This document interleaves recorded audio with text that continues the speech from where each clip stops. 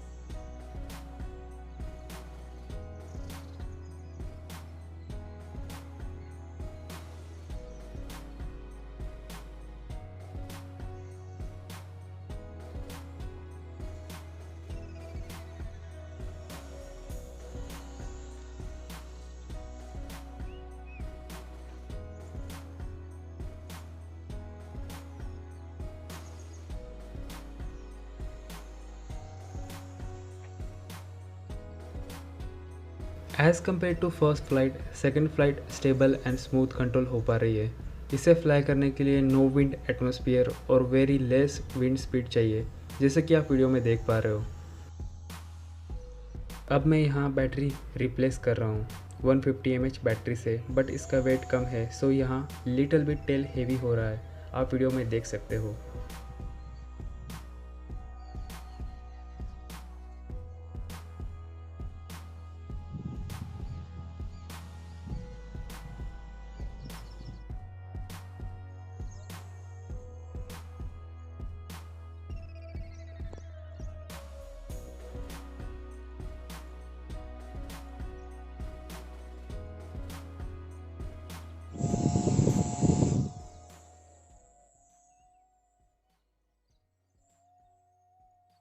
Video को like और comment करके ज़रूर बताएगा ये वीडियो आपको कैसा लगा। So keep supporting 3J wings, बने रहिए चैनल के साथ। मैं मिलता हूँ आपको नेक्स्ट वीडियो में।